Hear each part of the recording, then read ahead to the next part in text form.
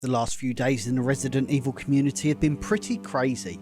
With no official games being announced as of yet, creators across the space have been discussing the idea of a Resident Evil 1 remake to celebrate 30 years of the iconic franchise, and thoughts and implications therein. However, barely after the dust settles, I receive an email from a source who wishes to remain anonymous, detailing some rumbles they heard in early 2023, but they have chosen to sit on it until now. What is up, everybody? Andy here from Biohazard Declassified, and let's enter the survival horror once again with Resident Evil 1. Biohazard.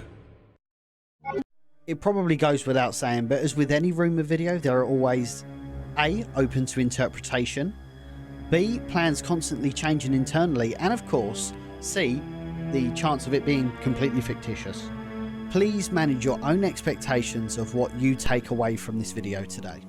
And to be honest, the information provided today will not necessarily blow your socks off, but it may soothe expectations in the direction that Capcom intends to go in. So let's get this show on the road. The first point I'd like to talk about is the working title.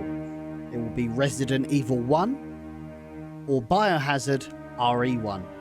Now, I know there might be hang-ups about the term RE1, and I have seen some discourse online about that, but we've seen this used across video games. I mean, Mortal Kombat 1 recently come out, so it's not out of the realms of possibility that for Capcom's new canon, they want to basically install it as Resident Evil 1. They're self-aware enough that fans know Resident Evil 1 is Resident Evil 1, and they want to articulate that as best they can. And of course, it fits in with the nomenclature that they've done in Japan with the remake. So Resident Evil 2 was Biohazard RE2, Resident Evil 3 was Biohazard RE3. I'm sure you get the idea. So it would make perfect sense if the Resident Evil 1 remake was called Biohazard RE1. So the next point I have is it will be slower paced like the Resident Evil 2 remake.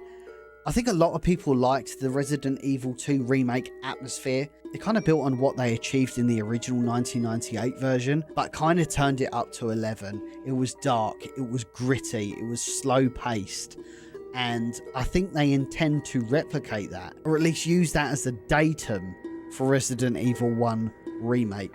It probably goes without saying this shouldn't be a shock. The 2002 Resident Evil 1 remake was slow paced, so I would expect the proposed 2026 remake to be in the same vein.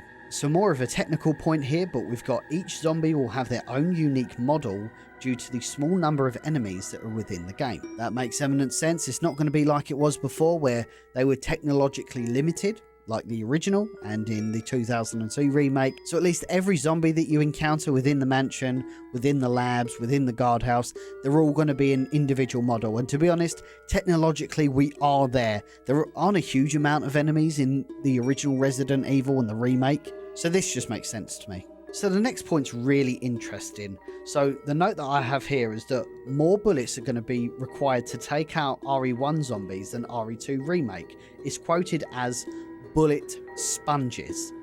So if you played RE2 remake, you're going to know what I mean. It just takes forever to drop enemies, and especially on the harder difficulties it's even worse. But again, if they're establishing that canon, it's probably not out of the realms of possibility that the zombies that were in the RPD zombies are going to be the same zombies that are going to be featured in the Spencer Mansion. So it makes sense that they would also equally be bullet sponges. So it didn't really seem to carry over into RE3. So you guys take that note for what it is.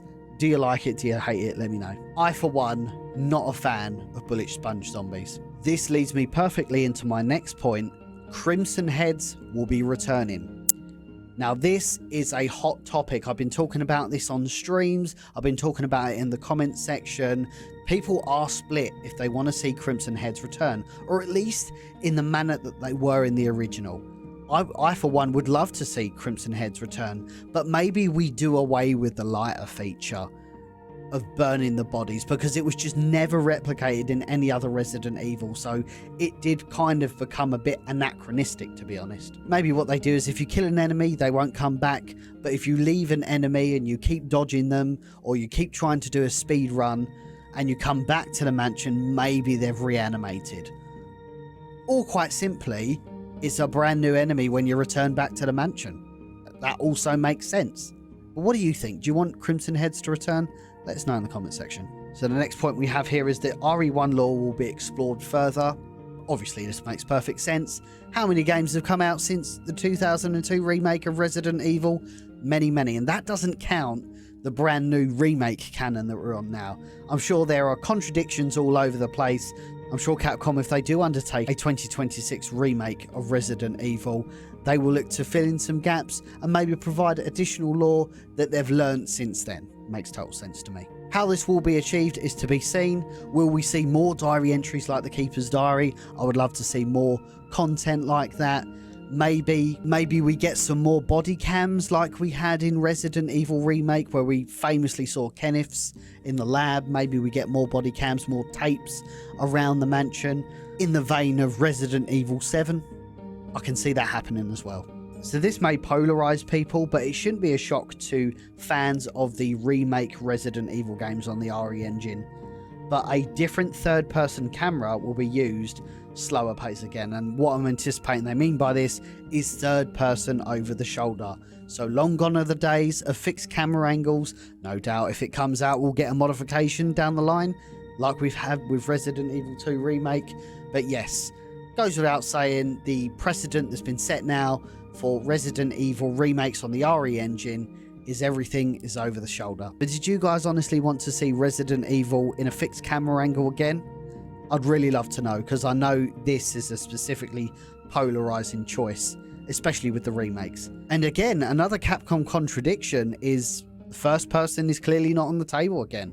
The experiment that was used on Resident Evil 7 and 8 appears to be once again forgotten. So let us know your thoughts. Following on from that point, and again this should be fairly obvious for Resident Evil remakes on the RE engine, but there's no more pre-rendered backgrounds.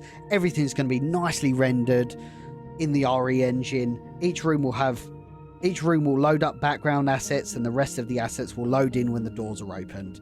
That makes total sense. They want a nice, seamless experience in the Spencer Mansion, like they did with Resident Evil 4, like they did with Resident Evil 2 Remake. We shouldn't have loading screens in 2024 Resident Evil, so that makes perfect sense to me. And this wasn't in the email, but it's something I would like to maybe discuss, is that maybe this is where Capcom finally let go of the PlayStation 4 and they completely design it for current hardware only. This will be potentially their first attempt at a PS5 Xbox Series only release. Let us know your thoughts about that. And that's pretty much the extent of the information that I was sent. A lot of it probably hasn't blown your socks off, but it may provide comfort into what Capcom are thinking and what the current intentions are for a Resident Evil 1 remake. The more and more I think about it, and the more discourse I see online about a Resident Evil 1 remake, I think it's starting to make perfect sense. It's coming up to the 30th anniversary of Resident Evil 1, and what better way to celebrate it than to take everything you've learned in the last 30 years of Resident Evil, be that technological advances, be that story implications and lore implications, and really harness it into a complete turnkey Resident Evil experience. I'm sure if Capcom had the opportunity to go back in time and recreate everything they've learnt now into the original Resident Evil, they probably would do. So as time goes on, to be honest guys, I'm starting to get a little bit hyped for it, and I wonder if you guys think the same. Thank you all so much for checking out today's video. Remember, my name's Andy, this is Biohazard Declassified. I'm a dedicated Resident Evil content creator. I do a lot of daily content, memes, streams, all in the Resident Evil space. And every Wednesday and Friday, we go live with old school Resident Evil content over on our Twitch channel. Thank you all so much again for checking this video out, and hopefully I'll see you in the next one.